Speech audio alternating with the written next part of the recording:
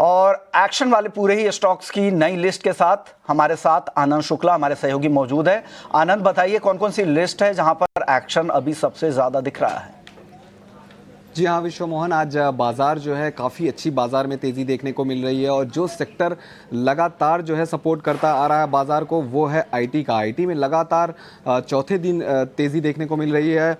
दिग्गज प्लेयरों की बात करें, आप देखिए परसिस्टेंट देखिए, इन्फोसिस देखिए, विप्रो, इन तीनों शेयरों में आज अच्छी तेज़ी दिख रही है, करीब 2.5 से 3% की। वहीं वॉल्यूम वाले शेयरों की बात करें तो एनआईआईटी के शेयर में करीब 13 से 14% की शानदार तेज़ी दिख रही है और औसत से काफ़ी ज़्यादा वॉल्यूम देखने को मिल रहा है।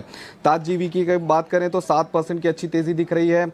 आईएचसीएल का ताज जीवीके में जो हिस्सेदारी है उसे बेचने के लिए करार किया है और औसत से करीब 15 गुना ज़्यादा वॉल्यूम यहाँ भी देखने को मिल रहा है। स्टरलाइट टेक की बात करें तो 6 से 7% की तेज़ी दिख रही है और औसत से करीब 10 गुना ज़्यादा वॉल्यूम स्टरलाइट टेक के शेयर में भी देखने को मिल रहा है। खबरों की बात करें तो सीगल इंडिया पर खबर आई है, कंपनी को करीब 550 करोड़ का ऑर्डर मिला है और जो ऑर्डर है वो 130 मेगावाट सोलर पावर प्रोजेक्ट के लिए मध्य प्रदेश ऊर्जा विकास प्रोजेक्ट के लिए इनको L1 बिडर घोषित किया गया है और 550 करोड़ का ऑर्डर मिला है, जिसके चलते आज शेयर हरे निशान में कारोबार करता नजर आ रहा है। वहीं दिलीप बिल्डकॉन की बात करें तो अच्छा खासा काफ़ी बड़ा ऑर्डर मिला है कंपनी को 4,900 करोड़ का और ये जो ऑर्डर है वो solar PV based power plant के लिए कंपनी को मिला है, जिसके चलते 3 से 4% का उछाल आज दिलीप बिल्डकॉन के शेयर में भी देखने को मिल रहा है। अंत में एक ब्रोकरेज रिपोर्ट की बात करें तो टाटा मोटर्स सीवी पर नोमुरा की ब्रोकरेज रिपोर्ट आई है। इन्होंने बाई रेटिंग के साथ कवरेज जो है वो शुरू किया है और लक्ष्य दिया है 481 रुपये का।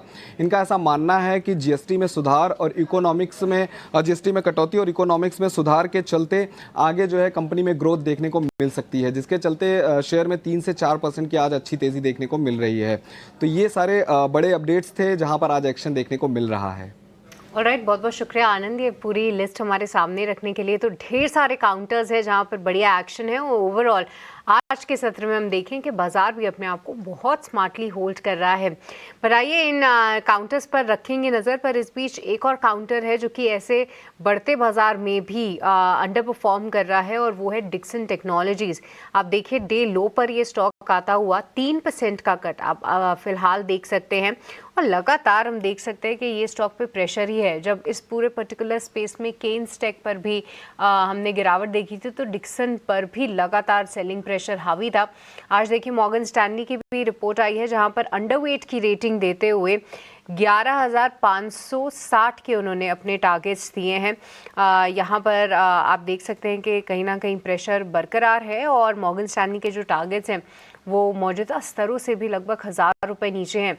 श्रीकांत जी, क्या लगता है आपको कब तक जो है सेलिंग प्रेशर रहेगा डिक्सन टेक में? कोई की सपोर्ट लेवल्स आप स्पॉट कर पा रहे हैं? क्योंकि देखिए कहाँ ये स्टॉक 17,000 18,000 के बीच ने दर्शन दिया और उसके बाद आप देखिए लगातार सेलिंग प्रेशर इस पे बरकरार है।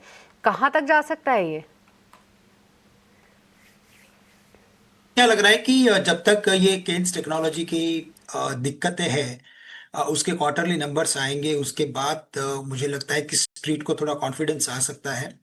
अगर ये नंबर्स एज पर एक्सपेक्टेशंस या अगर बीटिंग एक्सपेक्टेशंस रहेंगे तो डेफिनेटली ये सेक्टर में ओवरऑल बाइंग आ सकती है। तब तक मुझे लगता है कि थोड़ी सी कॉशियस एक्टिविटी हमें देखने मिलेगी।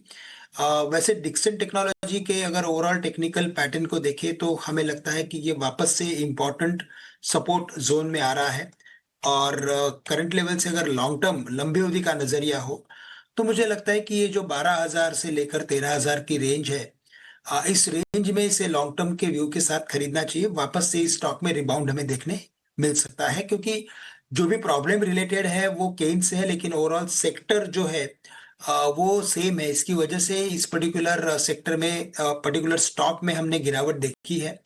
बट अगर लंबी अवधि का नजरिया हो तो बिल्कुल 13,000 में भी इसे खरीदना चाहिए और 12,000 में भी इसे खरीद के चलना चाहिए। ऑलराइट, 13,000 और 12,000 में भी आप खरीद सकते हैं डिक्सन टेक्नोलॉजीज पर। जी हाँ, सेलिंग प्रेशर काफ़ी जो है कंटिन्यूड सेलिंग प्रेशर हम देख रहे हैं। पर राजेश जी, केन्स टेक और डिक्सन टेक, क्या इन दोनों में से कोई आपको पसंद आ रहा है? क्योंकि देखिए एक समय ये भी था जब मार्केट्स इनकी डबल डिजिट ग्रोथ अपॉर्चुनिटी को बहुत तवज्जो देता था और वैल्यूएशंस भी देखिए 100 के आसपास ही थे, उससे ऊपर ही थे। अब जिस तरीके का करेक्शन है, ऐसे में क्या करना चाहिए राजेश जी? क्योंकि आई एम श्योर